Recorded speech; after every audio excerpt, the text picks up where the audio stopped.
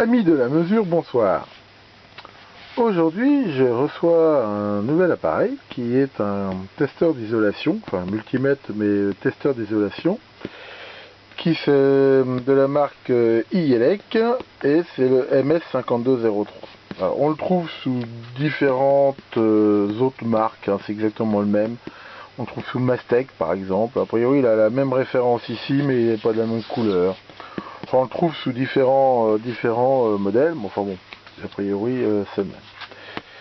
Donc là, je l'ai trouvé en fait sur eBay à un prix intéressant. Alors j'ai déjà un petit contrôleur d'isolation, j'avais fait une vidéo dessus, mais bon, il n'est pas terrible. Celui-là, il a quand même des caractéristiques beaucoup plus intéressantes. Alors, je vais l'ouvrir en même temps que vous, parce que je l'ai pas ouvert. Hein. On va le découvrir. Donc, c'est une belle boîte.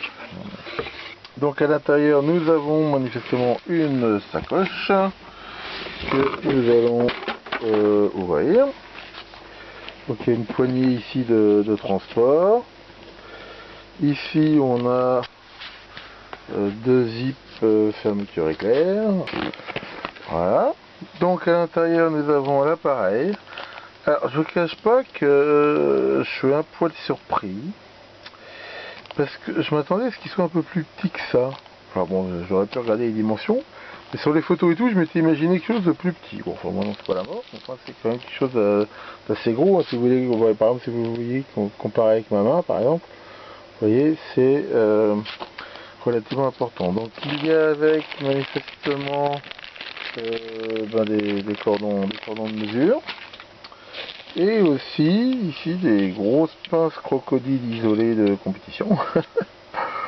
Voilà, donc c'est pas mal, c'est de bonne qualité. Donc celles-là, c'est des pinces, en effet, qui sont, à mon avis, spécialement isolées, puisqu'il ne faut pas oublier qu'il va faire des mesures d'isolation avec une tension de jusqu'à 1000 volts. Donc il faut quand même du matériel isolé. Ensuite, on voit qu'on a ici, ça va avec la sacoche, en fait quelque chose qui permet de le porter en bandoulière.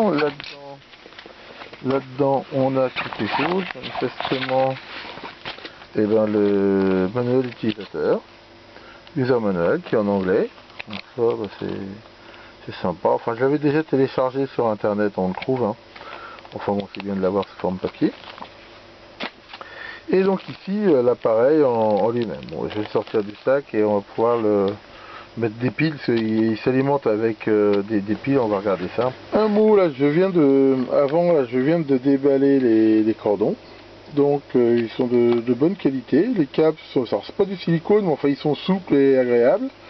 Donc ici on a des prises de sécurité qui envoient même un embout ici de protection. Mais sachant qu'ici il y a jusqu'à 1000 volts en jeu, c'est bien protégé. Et ici, les fiches, alors ils ont mis une sorte de protection qui laisse que la partie pointe de touche, hein, ce qui est pas bête. Mais en fait, ça peut s'enlever. À ce moment-là, ça donne une sorte de fiche banane qui va permettre, par exemple, de mettre les super pinces crocodiles. Donc c'est pas bête du tout, hein, ce système d'embout là, c'est très pointu. Ça va permettre éventuellement de piquer des fils pour pouvoir mesurer. Et surtout, ça protège aussi.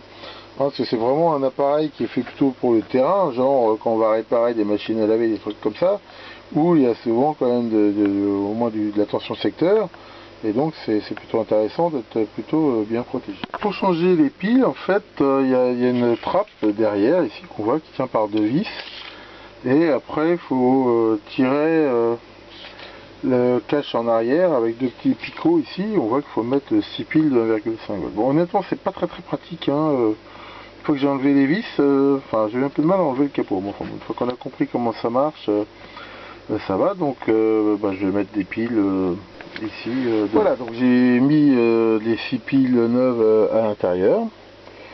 Donc c'est bien fait, hein, parce qu'en fait, le capot, une fois qu'on l'a mis, par contre il y a une espèce de mousse dedans là, qui presse bien les piles de façon à ce qu'elles ne bougent pas.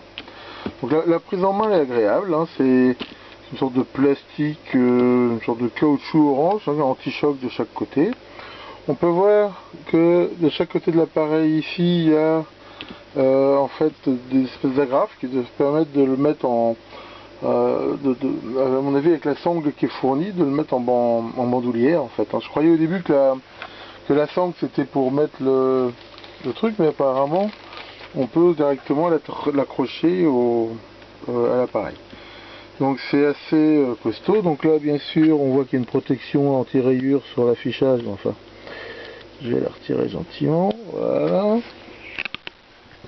Tac. Et voilà. Donc c'est un grand écran. Donc on retrouve ici le contacteur qui va permettre de sélectionner en fait les principales fonctions. Donc on a arrêt, tension continue, tension alternative, ohmmètre continuité et test d'isolation, donc de 50 à 1000 volts. Ensuite ici on a différents boutons, différents menus. Ici on va pouvoir brancher les différentes prises. Donc on voit qu'il y a un commun et une entrée ici qui vont être utilisées en mode voltmètre, enfin en mode multimètre. Par contre pour les mesures d'isolation ça se fait entre ces deux broches rouges ici. Donc voilà, donc on va l'allumer pour voir un peu comment ça se présente. Donc ça fait un petit bip et ça affiche donc à la fois un affichage de type bar graphe, je sais pas si on voit bien, et ici la tension, donc il affiche 0. Alors a priori, voilà, quand on appuie ici on voit qu'il y a un rétroéclairage et qui rend le truc vachement plus simple. Alors j'ai lu dans la doc qu'il a un système de toute façon d'économie de batterie qui fait, on voit déjà que le rétroéclairage s'enlève, mais on peut aussi, il va s'éteindre tout seul si on ne l'a pas utilisé au bout d'un certain temps. Je crois que par défaut c'est 10 minutes. Donc voilà cet appareil, donc on va le déplacer puisqu'on va déjà regarder un petit peu ce qu'il vaut en tant que voltmètre. Donc comme j'ai la chance d'avoir un voltmètre de compétition, on va pouvoir regarder la qualité de son étalonnage. Donc voyons un petit peu ce qu'il vaut au niveau mesure. Donc voilà, donc j'ai branché sur une anime variable à la fois donc le multimètre en mode voltmètre continu et mon super Agilent de compétition là. Et la surprise est très bonne hein, parce que ici on voit là j'ai 10,03 et ici vraiment enfin entre 9,9 et 10 c'est vraiment il est tout à fait bien étalonné. Donc on va monter la tension par exemple beaucoup plus haut, voilà. Donc ici par exemple je règle pour 30 volts, voilà. Donc là on voit que j'ai 30 volts et ici 29,9. Voilà, c'est vraiment si je mets un tout petit peu plus, voilà, ici 31, 30.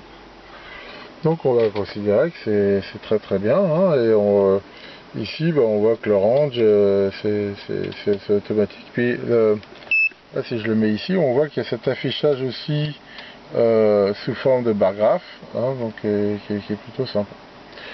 Donc ici on va dire que l'étalonnage est vraiment très très bon. Donc je vais maintenant regarder avec mon flux là ce qu'il donne en alternatif et au niveau des résistances. Alors là je suis en calibre voltmètre alternatif et là je lui mets 1 volt. Là on voit que c'est pas terrible, hein, j'ai 0,7. Si maintenant je lui mets 10 volts, hein, là c'est à 100 Hz, là j'ai 9,4. Par contre quand je vais mettre 10, là on est bien meilleur. Maintenant il faut 100 volts je veux dire, ici j'ai 100 volts.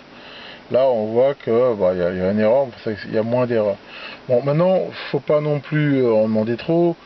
C'est un voltmètre de terrain, comme je l'ai dit, il est pas fait pour mesurer des millivolts. Hein. C'est vraiment un appareil qui est plutôt destiné en fait vraiment, et c'est pour ça que je l'ai acheté d'ailleurs, hein, pour aller faire de la réparation ou de la maintenance sur de l'électroménager et des choses comme ça.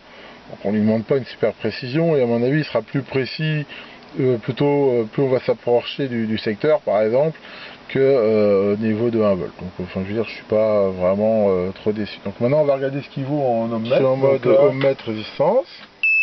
Donc là 0, donc le buzzer de continuité crie. Donc là 10, là c'est très excellent. Hein. Donc voilà ici pour 100 ohms. Et puis de toute façon je n'irai pas plus loin puisque pour info il s'arrête en fait à 200 ohms maximum. Hein. Et rapidement, hein, ces possibilités, il va jusqu'à 1000 volts. En fait, il a deux gammes en tension, 200 à 1000 volts. En alternative, 300 volts et 750 volts. Et en résistance, 20 ohms, 200 ohms. Enfin, encore une fois, il ne faut pas oublier que c'est un appareil de terrain, c'est pas vraiment un multimètre, donc il va pas monter plus que ça. Donc là, bah, on voit que c'est excellent, ça marche très bien. Et donc voilà pour cette partie-là. Donc j'en profite pour mesurer sous quelle tension en fait il mesure les résistances. Donc bah, on voit tout de suite. Donc 4 volts 82, donc c'est relativement élevé. Et ici donc je me suis mis en mode ampèremètre et on voit qu'il mesure avec 1 mA. Et donc finalement la dernière position ici est pour la mesure d'isolation. Mais ça, je ferai une autre vidéo plus tard sur cette partie-là, parce que en fait, c'est assez complet, il y a pas mal de choses à en dire.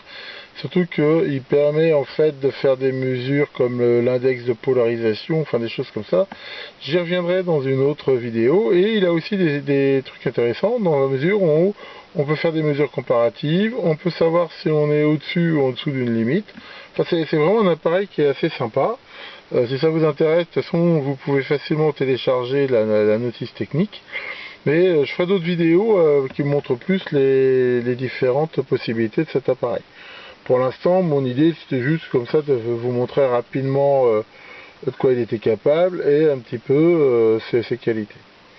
Donc, je l'ai payé une centaine d'euros sur eBay. J'en suis vraiment content. Enfin, je veux dire, l'impression vraiment est très très bonne, l'écran est grand, enfin, on voit que c'est vraiment un appareil qui a été étudié pour le terrain, et je pense que maintenant quand malheureusement des fois j'ai besoin d'aller réparer des machines à laver, des frigos, des trucs comme ça pour chez moi, hein, je fais pas ça pour les autres, mais quand malheureusement ça m'arrive, et ben avec ça, ça sera vraiment le compagnon idéal. Aussi pour trouver par exemple des fuites de terre ou des trucs comme ça, ça sera vraiment sympa. Donc merci beaucoup de votre attention et à bientôt pour de nouvelles vidéos.